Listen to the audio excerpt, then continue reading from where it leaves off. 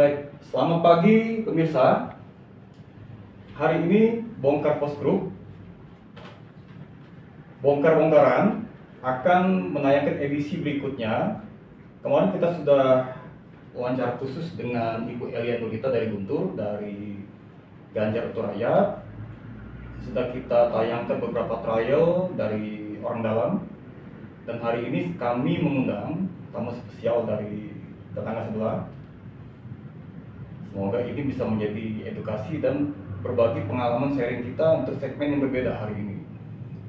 Saya perkenalkan narasumber kita pagi ini untuk edisi perdana yang kelima podcast Bongkar-bongkaran. Ini bongkar-bongkaran seperti ini ya. Bongkaran Pak Ajis ya? Ya, Ibrahim Ajis. Ibrahim Ajis. Oke. Pak Ajis ini kepala sekolah dari SMK Negeri 5 yang beralamat di Jalan Tirtayasa yang nggak jauh dari kantor kita. Kebetulan dia sahabat kita juga, dan waktunya, pengorbanan waktunya dan pemikirannya kita butuhkan di sini. Terima kasih bisa hadir menemani kami di sini untuk bincang-bincang santai di bongkar-bongkaran, mengupas lebih dalam tentang kenakalan remaja. Kita tentu tidak asing lagi dengan yang namanya tawuran yang semakin masif di semua daerah, bahkan di Kota Bandar Lampung. Tidak kurang upaya dari aparat penegak hukum, pemerintah kota, stakeholder untuk menangani masalah ini lewat seminar, talk show, pembinaan dari sekolah-sekolah. Cuma memang eskalasinya belum begitu signifikan. Nah, makanya saya ingin sharing, diskusi dengan Pak Ajis saja Pak ya? Ya, Pak Ajis, ya. Pak Ajis ya, akrab ya. Dengan Pak Ajis, apa sih selaku pimpinan sekolahan, praktisi pendidikan, pengalaman-pengalamannya dalam membina anak-anak, yang menjadi permasalahan sebenarnya apa sih kok? Kenapa sih nggak kelar-kelar sih masalah anak muda ini? Padahal milenial, Gen Z dan kaum milenial ini kan nanti ada pemilih pemula, nanti ada sebagai anak-anak masa depan penerus bangsa kita. Jadi gini Pak apa abang saya panggilnya? Abang boleh, ya. Abangnya? Siap. Ya kan masih awet muda nih. Iya. Abang Ajis ya. Iya.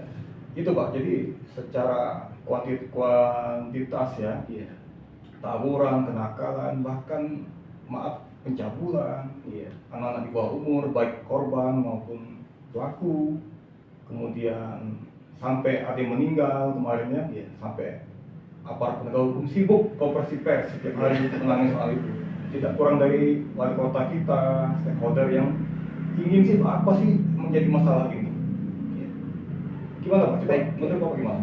Ya, sebelumnya izin ya. Assalamualaikum warahmatullahi wabarakatuh. Waalaikumsalam. Tapi pun Ya, saya Bung. Ibrahim Ajis dari SMK Negeri 5 Bandar Lampung. Yang utama saya panjatkan puji syukur kehadirat Allah Subhanahu wa taala, Tuhan Yang Maha Esa, di mana dalam kesempatan ini saya diundang dari Bongkar Pos untuk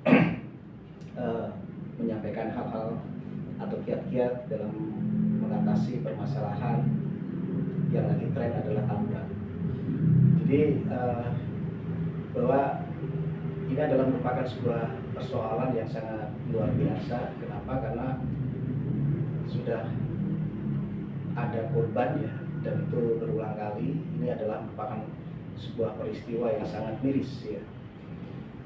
Nah, adapun saya selaku kepala SMK Negeri 5 Bandar Lampung ya, berupaya semaksimal mungkin untuk mengatasi persoalan kenakalan remaja, persoalan tawuran, persoalan geng motor. Ini tentunya kami tidak sendiri. Kami melibatkan aparat penegak hukum. Dalam hal ini kita komunikasi dengan Polsek Sukarame, Polres, dan Polda. Kemudian komunikasi dengan orang tua siswa.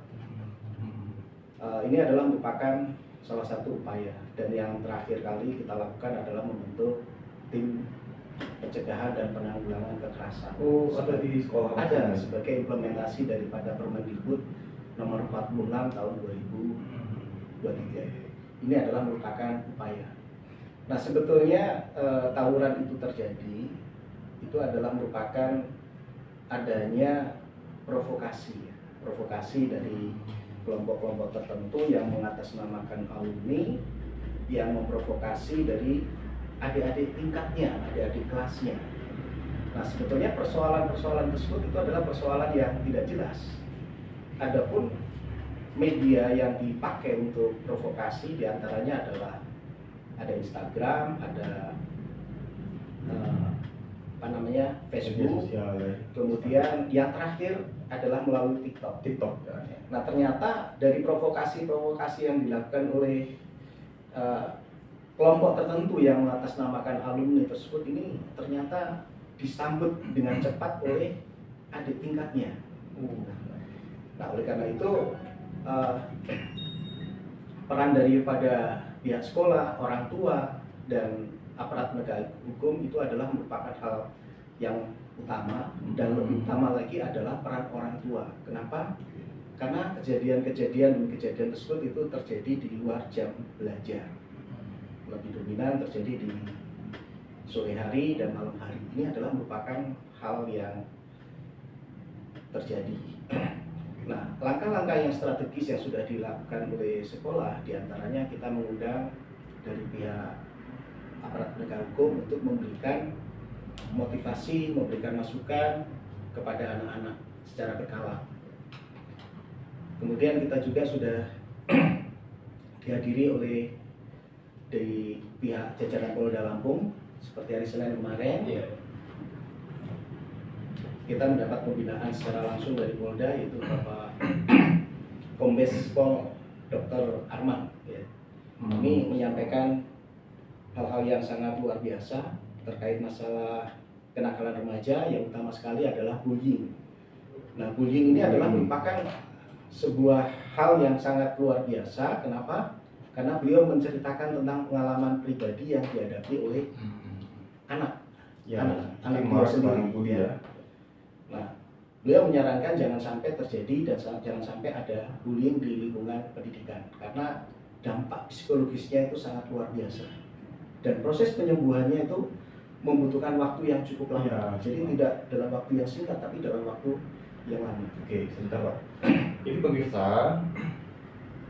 teman-teman sekalian, ini luar biasa ya. Jadi dari program kementerian kan yang diaplikasikan ke sekolah-sekolah, sehingga ada pembentukan tim sendiri. Tadi kan saya catat tim sendiri untuk menangani itu ya, yang secara formalitas juga melibatkan aparat penegak hukum yang keliling sampai ke sekolah-sekolah, bimbingan dan sebagainya kan dalam momen apapun, yang bahkan Kapolda turun langsung. Kita dengar, kita baca itu.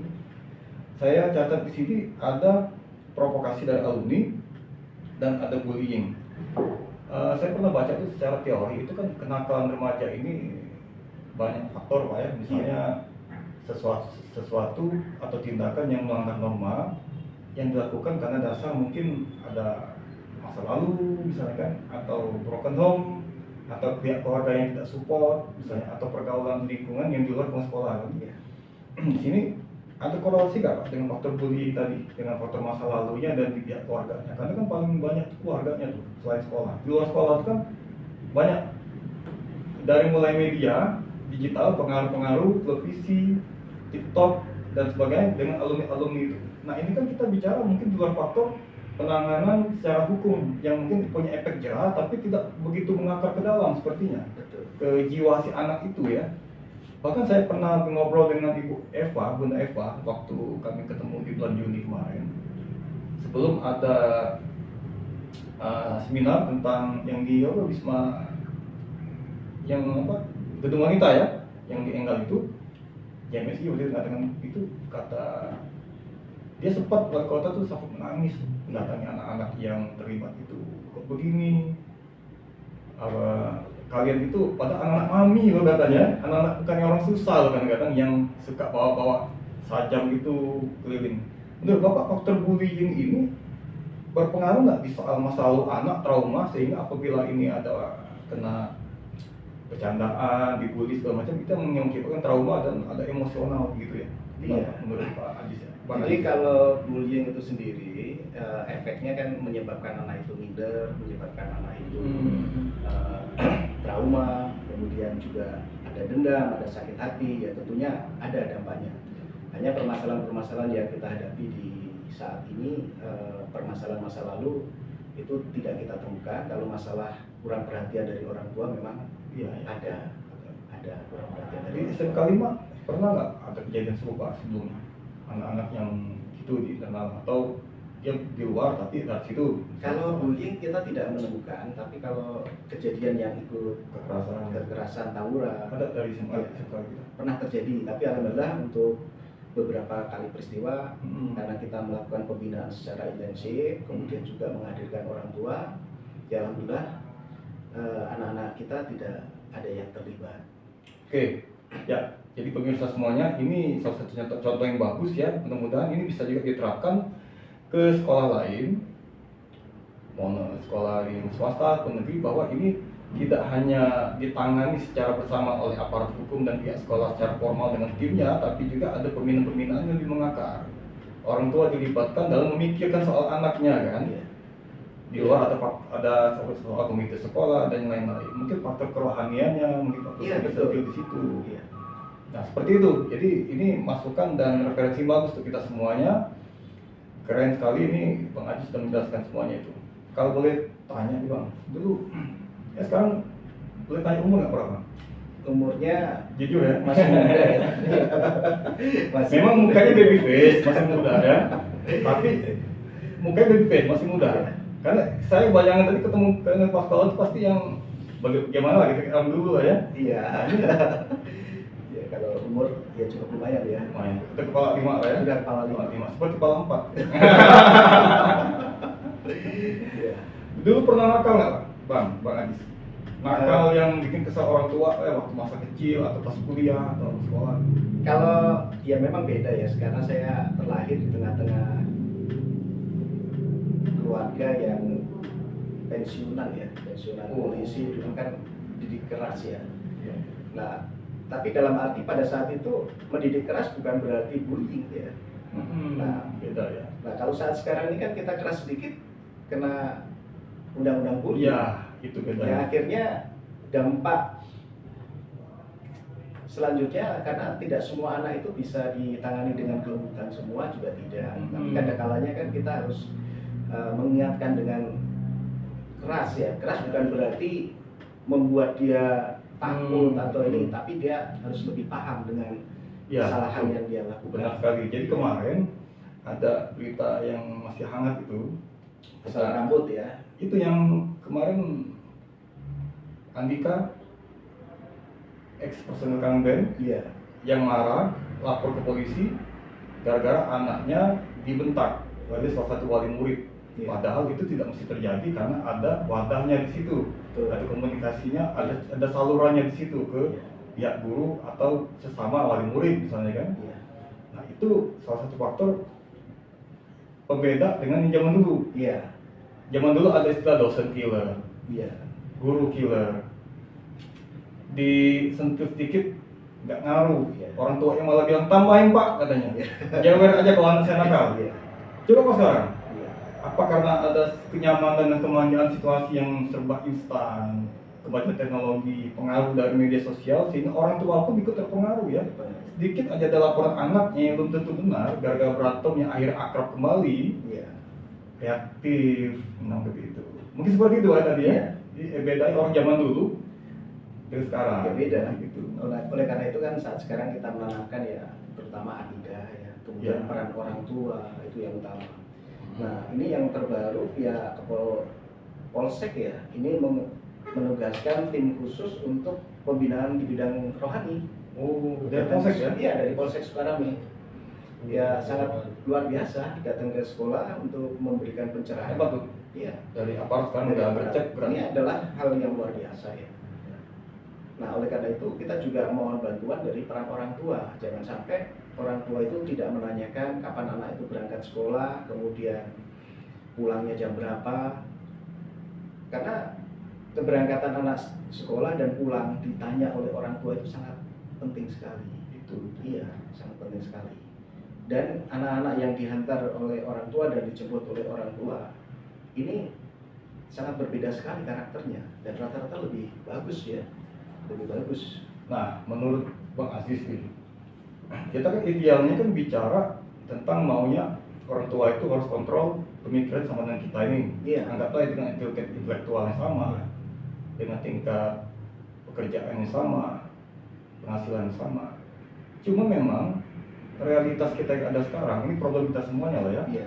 Faktor ekonomi, pekerjaan, dan pendidikan dari orang tua siswa, dimanapun siswa itu sekolah ya, itu mungkin juga berpengaruh dari pola pendidikan, cara mendidik anak dari segi rohani maupun dari sisi motivasi dalam pendidikan. Nah itu jadi problem khusus. Apakah ini bisa diberikan perubahan atau memang ini dibiarkan saja, yang penting pihak sekolah tahunya dari kami beres, terserah selanjutnya biar aparat hukum yang menangani ya. Iya. Ada nggak pemikiran atau upaya sampai ke arah sana Pak? Dari sisi Bang Aziz lah gimana? Ya kalau sekolah itu selalu berupaya ya. Makanya membentuk tim penanganan pencegahan kekerasan, kemudian BK-nya. Kita kan setiap anak yang tingkat kehadirannya itu rendah, 3 hari nggak masuk aja langsung kita ambil. Oh gitu ya, catat ya pemirsa semuanya. Seperti itu ya. Kita ajak komunikasi ya, kita tanyakan ke orang tua. Makanya beberapa hari yang lalu kita mengundang orang tua yang anaknya tidak hadir. Oke. Nah ternyata juga ditemukan orang tua yang ya agak protes, anak saya itu nggak ngapa-ngapain loh Pak, anak saya di rumah tidur saja. Maka saya sampaikan, Bu, mestinya dibangunkan. Kenapa? Karena ini adalah waktunya anak belajar, bukan waktunya tidur di rumah. Membangun kesadaran gitu Iya, ya. untuk membangun kesadaran. Artinya peran orang tua sangat dibutuhkan sekali dalam rangka untuk membentuk karakter, membentuk karakter anak secara bersama-sama. Iya, betul sekali. Iya. Karena tugas dari sekolah waktunya kan sangat terbatas. Betul. Maksimum boleh dikatakan 8 jam. Selebihnya ada di tengah-tengah keluarga, di tengah-tengah orang tua. Ini adalah hal yang utama sekali. Maka kami sering sekali mengundang orang tua. Arah dan tujuannya adalah untuk membangun sebuah kebersamaan dalam rangka untuk membentuk karakter anak. Seperti besok kita mengundang orang tua, mengundang orang tua anak-anak yang baru pulang PKL.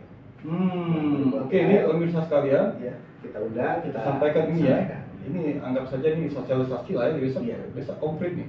Iya. Dari PSK 5 ada program mengundang orang tua untuk yang anak-anak PKL baru pulang, jadi kumpul bareng gitu ya. Kumpul bareng. Siapa tahu nantinya ada acara outbound misalnya, atau acara wisata bersama yang bisa buat represi misalnya kan. Iya. Sehingga orang tua merasa ada istilah, selalu ada intimidasi dalam tanda kutip dari orang tua ke anak. Lu sekolah mau bener nggak? Nah sekarang dibalik, orang tua mau bener nggak nyekolahin anaknya? Kalau mau bener, ikutin dong. Nah itu ya istilahnya kan. Jadi kita bangun semacam parenting lah. Parenting ya. Jadi anak duduk bersama dengan orang tua, kita ngobrol tentang masalah pendidikan, tentang arah dan tujuan daripada anak dalam proses belajar. Jadi jangan sampai mengalami out control karena salah dalam bergaul, salah dalam komunikasi, sehingga anak putus sekolah atau anak terlibat dalam geng motor atau tawuran. Ini jangan sampai terjadi. Itu adalah hal utama sekali yang harus kita komunikasikan terus dengan orang tua. Baik, oke, 2 poin terakhir nih Bang. Menurut Bang Aziz ini sudah mulai menurunkan sekarang angka itu dengan program itu dan secara keseluruhan dari 2 bulan belakangan ini sejak pengamatan? Kalau dari SMK Negeri 5 ya alhamdulillah mengalami penurunan yang signifikan. Berhasil dong. Ya. Kalau berhasil ya belum, karena prosesnya kan panjang, karena itu melibatkan sekolah lain. Nah itu makanya kita selalu memantau aktivitas anak-anak di WhatsApp grupnya, kemudian di Instagram anak, kemudian di TikToknya. Sampai dipantau ya? Ini kita pantau. Wow, hebat. Iya, kita pantau. Melibatkan wali kelas, melibatkan guru, melibatkan wakil, ketua kompetensi kelasnya. Semua ini berjalan. Semua. Iya. Ini contoh ini, sekali lagi luar biasa loh. Ya itu upaya kita. Upaya. Iya. Karena waktu terbatas, mungkin ada sedikit Bang Aziz coba. Karena waktu terbatas, mungkin ada sedikit Bang Aziz coba 3 kata untuk dunia pendidikan kita sekarang. pertama. Bersama kita bisa meraih prestasi. Waduh, 3 kata. Dengan lebih ya. 3. Oke, yang pertama. Bersama Kedua. bisa prestasi. Oke, untuk Bongkar pos, mantap, hebat. Oke, baik. Dulu untuk Pak Majid ya. Karena waktu terbatas, terima kasih sudah menonton tayangan ini. Semoga bisa mengedukasi, jadi mengubah mindset kita. Pentingnya ini usaha kita bersama dan menanggulangi persoalan bersama yang sangat penting dan viral pada saat ini. Saya Nopriansa dari Bongkar Pos Group, bongkar, bongkaran.